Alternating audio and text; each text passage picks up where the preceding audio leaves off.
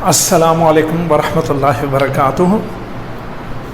Terrestrial animals किस तरह osmo regulation करेंगे या उनमें ऑस्मो रेगुलेशन करने की कौन कौन सी एडेप्टेशंस हैं टेरेस्ट्रियल एनिमल्स में, तो आज हम ये पढ़ने जा रहे हैं। ठीक है, तो टेरेस्ट्रियल एनिमल्स खुश्की पर रहने वाले, जो पानियों में नहीं रहते, मैरीन वाटर में नहीं रहते, समंदर के पानी में नहीं रहते, वो फ्रेश वाटर मीठे पानी में नहीं रहते, वो रहते हैं खुश्की पर, दैट इज़ ज़मीन पर, हवा या ज़मीन पर। ठीक है बेटा, उन एनिमल्स को वाटर और सॉल्ट्स के हवाले से क्या ख़तरा लाहक है? तो टेरेस्ट्रियल एनिमल्स को सबसे बड़ा ख़तरा ये लाहक है कि जिस तरह आप अपनी मिसाल ले लें, मैं, आप, हम लोग टेरेस्ट्रियल एनिमल्स हैं।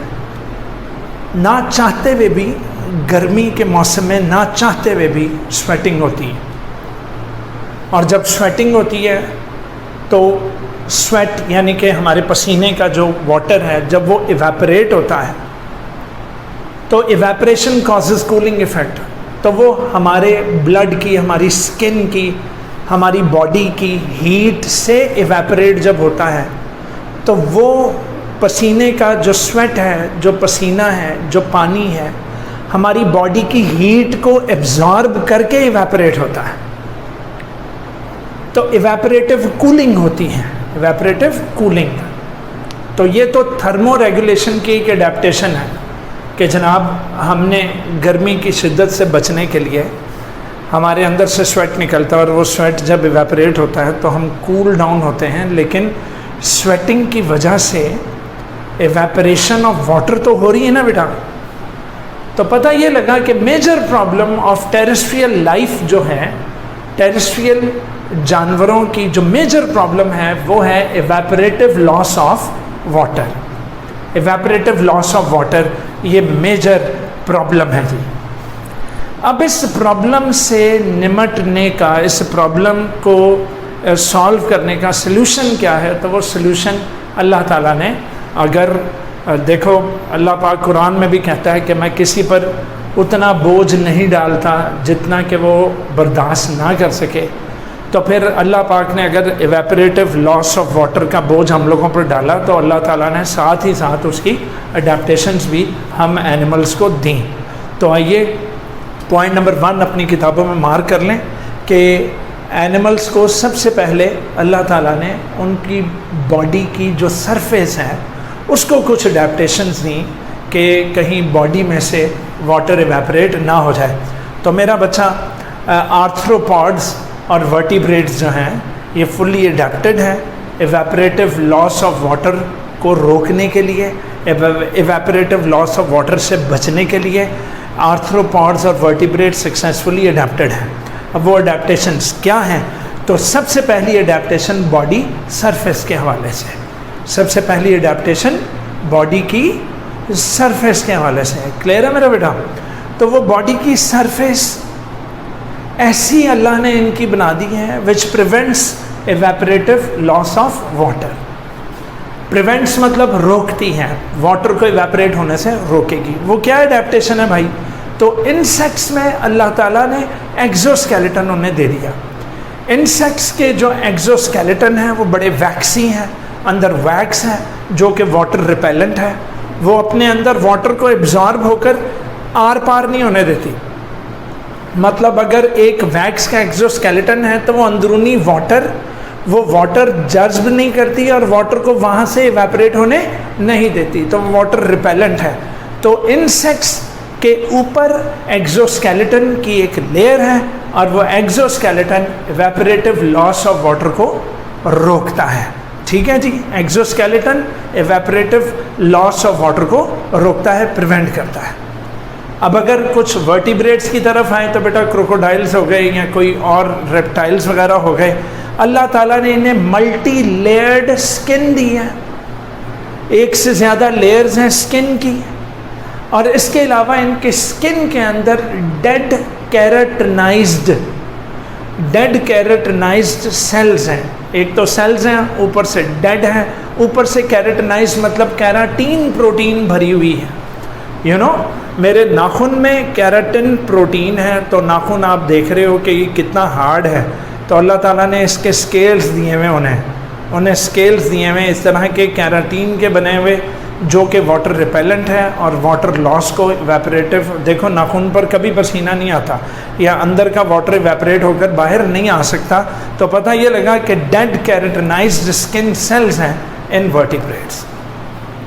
ये पहली एडेप्टेशन फिनिश हुई जी बॉडी सरफेस को लेकर, कि बॉडी सरफेस यहाँ तो कवर्ड है एक्सोस्केलेटन जो कि वैक्सी है, और दूसरी चीज़ इनकी स्किन मल्टी लेयर्ड है, और तीसरी चीज़ इनकी जो स्किन है उसके अंदर डेड कैरेटनाइज्ड सेल्स हैं वर्टिब्रेट्स के अंदर।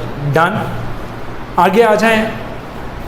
तो दूसरी एडेप्टेशन जो कि बॉडी सरफेस से हटकर है वो ये है कि पानी बहुत पीते हैं बेटा। मैं खुद बहुत ज़्यादा पानी पीता हूँ, तो जब मैं देखता हूँ बहुत ज़्यादा पसीना निकल रहा है तो मैं बहुत ज़्यादा पानी पीता हूँ, क्योंकि इवेपोरेटिव लॉस जब होगा तो किडनीज़ ने वैसे भी थिक यूरिन बनाना है, वो उसने हाइपरटोनिक यूरिन करना है। तो मैं अपनी बॉडी को हाइपोटोनिक रखने के लिए I always drink water a lot.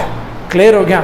And इसके अलावा मेरा बच्चा गर्मियों में अक्सर औकात बड़े बूढ़े कहते हैं जनाब कच्ची लस्सी पीवो, सिकंजीवीन पिएँ, इसके अलावा वो वाटरी फूड्स खाएँ।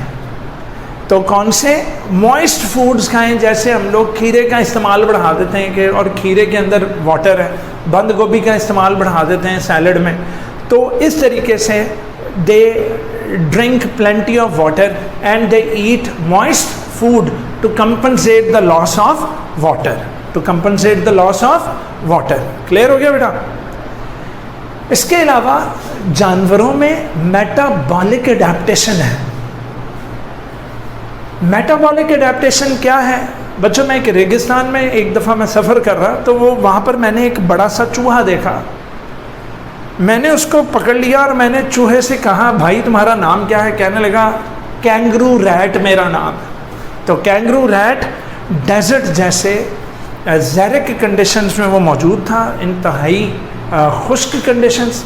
तो मैंने कहा यार तुझे तो यहाँ पानी भी नहीं मिलता होगा, तो तू पानी को किस तरह अपनी बॉडी में वाटर की कमी को पूरा करता है? तो कहने लगा अफजल भाई मैं सारा दिन सीड्स ढूंढता हूँ, ऐसी सीड्स जिनमें कार्बोहाइड्रेट का कंटेंट ज़्यादा हो। मैं कहा फिर?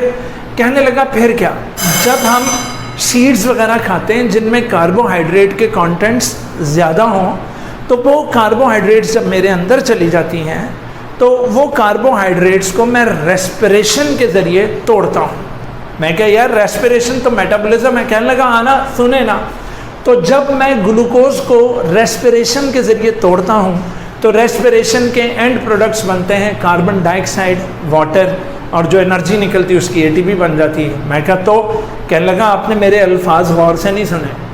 कार्बोहाइड्रेट्स को तोड़ता हूँ कार्बन डाइऑक्साइड और वाटर में, तो मैं मेटाबॉलिकली अपनी बॉडी में वाटर बना रहा हूँ। मैं क्या अच्छा फिर? कहने लगा फिर क्या, आगे का काम मेरी किडनीज करती हैं। मेरी किडनीज इंतहाई हाइपरटोनिक यूरिन प्रोड्यूस करती हैं, ज़्यादा से ज़्यादा पानी को रीअब्जॉर्ब कर लेती हैं मेरी किडनीज, ब्लड में वापस भिजवा देती हैं वाटर मॉलिक्यूल्स को, वाटर को, और सॉल्टी और थिक यूरिन जो है वो फिर हम लोग पास करते हैं, that is hypertonic urine pass करते हैं। तो जनाब मेटाबॉलिक एडेप्टेशन की एग्जांपल कैंगरू रैट थी।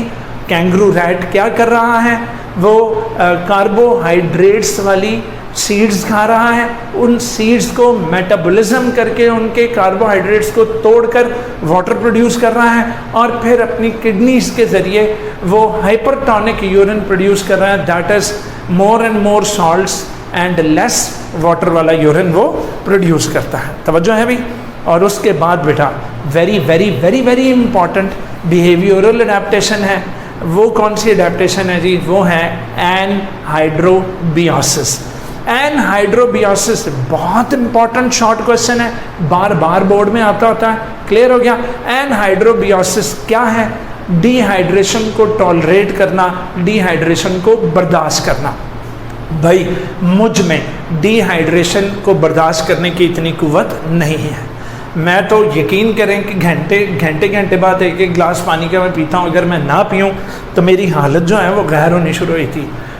तो दूसरे लफ्ज़ों में एनहाइड्रोबियोसिस की एनिमल टू एनिमल डिहाइड्रेशन को बर्दाश्त करने की कुव्वत एनिमल टू एनिमल पुत्र डिफरेंट है।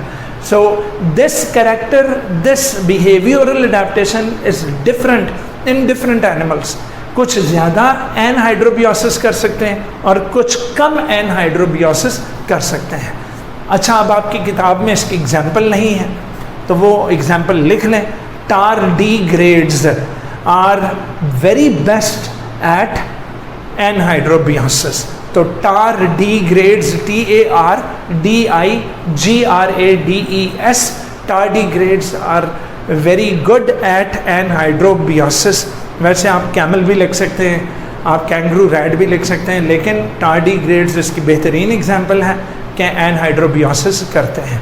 वैसे तो डेजर्ट के जितने एनिमल्स हैं वो सारे एनहाइड्रोबियोसिस में बेस्ट होते हैं। इसके साथ ही हमारा ये वाला टॉपिक फिनिश हुआ कि किस तरह टेरेस्ट्रियल एनिमल्स कैसे अडेप्टेड हैं खुश्की के यानी इवेपोरेटिव लॉस को रोकने के लिए किस तरीके से अडेप्टेड है। मेरा बच्चा इसी तरह के छोटे छोटे क्लिप्स में रोज़ाना इंशाल्लाह अपलोड करता रहूँगा। चैनल को लाइक करें, सब्सक्राइब करें, अपने दोस्तों के साथ इसको शेयर करें। शुक्रिया।